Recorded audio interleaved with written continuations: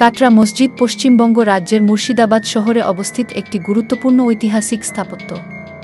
এটি কেবল মসজিদ ছিল না, বরং এটি ছিল একটি বিশাল কারাভানসরাই, মুসাফিরখানা, মাদ্রাসা, ইসলামিক শিক্ষাকেন্দ্র এবং নবাব মুর্শিদ কুলি খানের সমাধি নিয়ে গঠিত এক কমপ্লেক্স। নবাব মুর্শিদ কুলি খান এই মসজিদটি নির্মাণ করান। তিনি ছিলেন বাংলার প্রথম স্বাধীন নবাব নাজিম এবং মুর্শিদাবাদের প্রতিষ্ঠাতা। নির্মাণ কাজ শুরু হয় 1723-1724 খ্রিস্টাব্দে 1137 হিজরি এবং তা সম্পন্ন হয়। এটি সে সময়কার ভারতীয় উপমহাদেশের অন্যতম বৃহত্তম মুসাফিরখানা ছিল, যেখানে প্রায় 700 জন কোরআন পাঠক এবং প্রায় 2000 জন মুসলির জন্য স্থান সংকুলান হতো।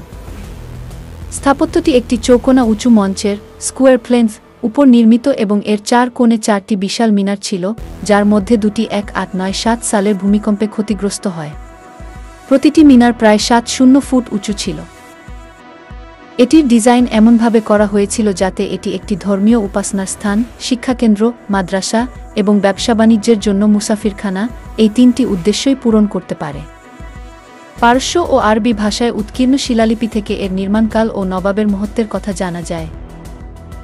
নবাব মুর্শিদ কুলি খানের ইচ্ছানুসারে তাকে মসজিদের পূর্ব দিকের প্রবেশপথের সিঁড়ির নিচে সমাহিত করা হয়। তার এই ইচ্ছার পিছনে ছিল গভীর বিনয়। তিনি চেয়েছিলেন যেন তার সমাধির উপর দিয়ে আসা-যাওয়া করে মানুষ তাকে ধূলিসাৎ করে দেয়া। তিনি 1727 খ্রিস্টাব্দে মারা যান।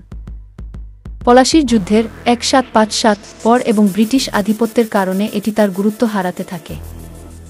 1897 সালের বিধ্বংসী ভূমিকম্পে এর বেশ কিছু গম্বুজ ও মিনার ক্ষতিগ্রস্ত হয়।